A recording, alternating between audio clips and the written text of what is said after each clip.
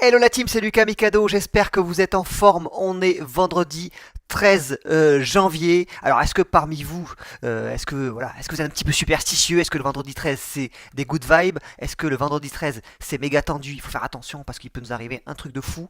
Dites-moi un petit peu, ou est-ce qu'il y a des mecs aussi qui jouent au loto? Je sais qu'il y a des grosses cagnottes sur le vendredi 13, pendant le vendredi 13, donc voilà, dites-moi un petit peu. Mais si vous regardez ces vidéos trading, je suis pas sûr que on ait vraiment un auditoire qui soit fan du loto.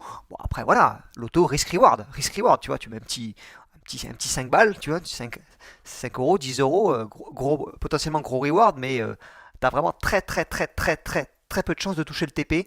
Bon, t'es sur un RR de 10 000 et ça va être chaud pour toucher le TP.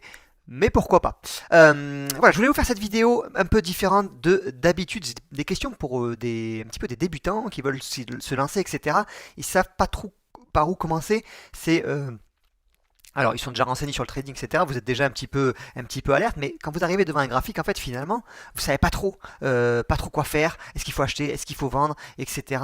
Où est-ce que je peux intervenir? Je vais vous aider. Et pour ceux, les vieux briscards qui regardent ces vidéos, vous savez un petit peu où je vais en venir. Vous voyez là, dans l'écran, il y a Ariazone. Et non, vous voyez rien du tout puisque je n'ai pas partagé mon écran. Donc voilà, je voulais faire cette petite intro sympa comme ça. Donc je vais vous partager maintenant mon écran et on va aller du côté du Nikkei, du côté des japonais. Il y a quelque chose d'intéressant que je vois et que je vais vous partager. Dingue, je vous l'accorde, on va mettre ça comme ça. Voilà, ok, on est sur le Nikkei, disons que ben voilà, on surveille les indices, on surveille le Nikkei, parce que ben, par exemple, voilà, on a des horaires un petit peu décalés, on aime bien trader le Nikkei. Souvent, ce que font les débutants, c'est qu'ils vont sur des unités de temps assez courtes. Ils se baladent, M15, M30, c'est ce que je faisais en fait. Le pire, c'est que moi j'avais je me rappelle les premières semaines, les premiers mois, je refusais d'aller sur des grosses unités de temps puisqu'on m'avait quand même bassiné la tête sur du scalping, et moi je disais, mais attends, mais que ça, le H1, le H4, voilà, ça va, c'est trop lent, c'est beaucoup trop lent, voilà, on n'a pas de vision, etc. Non, moi ce que je veux, c'est de l'action. Là, je veux du M1. C'est ça qui me fait vibrer. Là, regardez-moi comme c'est joli ça, ce petit M1 là. Magnifique. Oh là là, qu'est-ce que ça donne envie ça. Ok.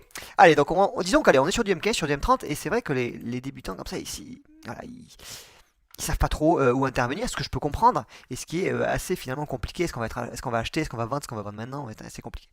Moi, ce que je vous invite à faire, toujours, toujours, toujours, et ça vous le savez, les vieux briscards qui regardent cette chaîne, il y en a quelques-uns qui sont dans l'eau que je vous salue, c'est que allez sur des unités de temps qui sont longues. Ok. Et là, regardez sur du daily par exemple, on a quand même quelque chose d'intéressant. Mais, ok, donc là quand tu as un petit peu d'expérience, tu sais que bon voilà, apparemment ça a l'air de rebondir un petit peu par ici, les vendeurs ont l'air d'être plutôt par là, les acheteurs plutôt par ici. Et là on va utiliser un outil qu'on adore et il n'y a même pas besoin d'aller tellement plus loin pour commencer. Tu peux commencer tout simplement avec Ariazone. Je clique. Et vous savez que, avant de cliquer, petit suspense, vous savez que quand vous commencez le trading, je trouve que c'est une notion, les zones, je trouve que c'est une notion qui est pas forcément bien abordée, qui est pas forcément bien comprise. Moi, par exemple, la première formation que j'avais faite, eh ben, on m'avait pas expliqué le principe de zone. Et quand j'entendais des gens parler des zones,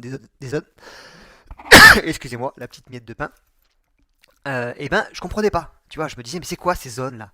Et en fait, à un moment donné, j'ai eu un déclic. J'ai fait, ah ouais, ouais, c'est mieux avec les zones quand même. Et je vais vous montrer pourquoi. Hop, miracle, les zones s'affichent. Alors qu'est-ce que c'est les zones? C'est tout simplement des endroits où le prix, où il y a une convergence des acheteurs, des vendeurs. C'est là où finalement l'action va se passer. Ok. Entre ces zones-là, c'est un petit peu là où il va y avoir du flux. Ok. Il va y avoir une direction qui va être prise, mais finalement il va y avoir moins d'intervention des acteurs du marché. Ok, donc en fait l'idée tout simplement de ces zones-là, donc là vous avez des zones, une zone, la zone violette qui est la zone la plus forte, la zone monthly, les zones weekly, etc. Vous avez des zones daily qui sont des zones qui sont très bien pour de l'intraday, et là vous avez toutes les zones là qui sont réunies au même endroit. Il y a une zone weekly, une zone daily et une zone monthly. Et en fait tout simplement de se dire je vais intervenir au plus proche de ces zones-là, là où les acteurs s'attendent en fait. Finalement là on a tous des tables de café là, on s'attend tous là en fait. Tous les traders ils sont là, ok. Ils ont posé leur café, on est là en terrasse et on attend que ça arrive à ce niveau-là pour voir qu'est-ce qu'on va faire.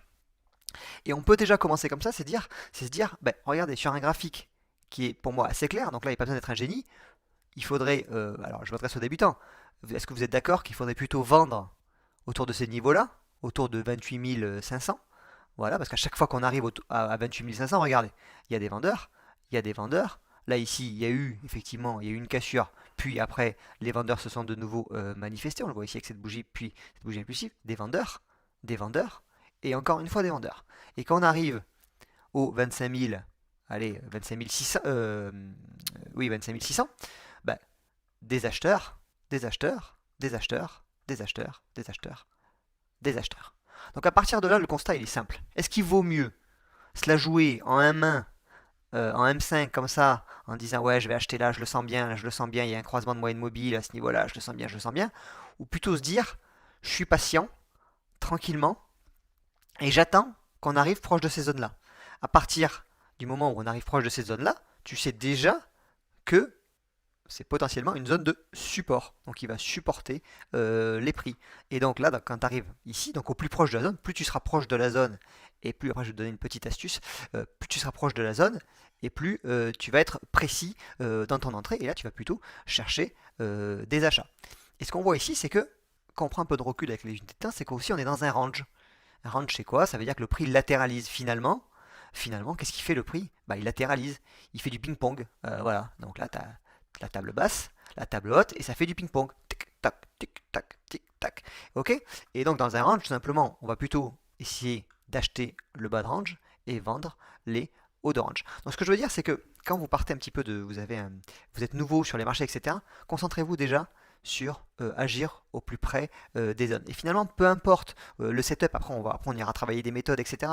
Mais finalement, c'est la seconde étape.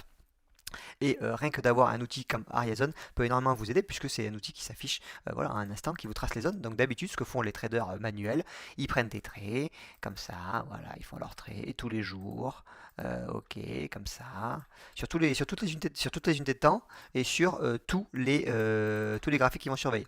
Ok, un peu chiant, je vous l'accorde, un peu relou, un peu lent, et c'est pour ça que des outils comme Ariazone ont été créés, ça fonctionne avec Ariascan.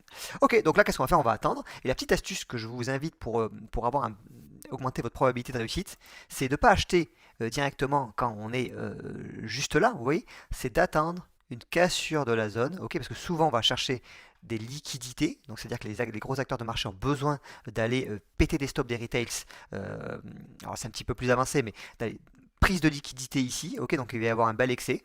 Alors c'est pas 100% sûr, hein, c'est jamais 100% sûr, mais souvent ça se passe comme ça. Et quand on vient réintégrer cette zone-là, donc avec un début de U, ce qu'on cherche des débuts de U, là vous avez un U inversé, ok, là vous avez un U ici, ok, un rebond sur la même 200, vous avez un U acheteur, donc vous rentrez à peu près à ce niveau-là, ok. Et quand vous allez réintégrer cette zone-là, ça va donner de la force à votre trade et vous avez un SL qui est passé de façon cohérente. On ne va pas rentrer dans les détails, après vous utilisez AriaPro, vous avez des templates automatiques, etc., que vous avez juste à charger et ça vous prend tout seul en fonction des configurations. Ça vous le savez, je vous invite d'ailleurs à rejoindre à ce moment-là le groupe Trading Algorithmique, vous avez le lien juste en dessous, au-dessus, je sais plus, en dessous de la vidéo, je crois. Et du coup là on partage les setups. Mais ce que je veux dire c'est que voilà, là je trouve que c'est très clair. Alors des fois c'est un petit peu moins évident, hein. Ok, mais là je trouve que c'est vraiment limpide. Et rien que ça, déjà ça permet de cadrer, de se dire, ben voilà, là je suis en ce moment, là on est vendredi 13, ok, donc le vendredi en plus je fais attention, je traite pas beaucoup, ou très peu, ou même jamais.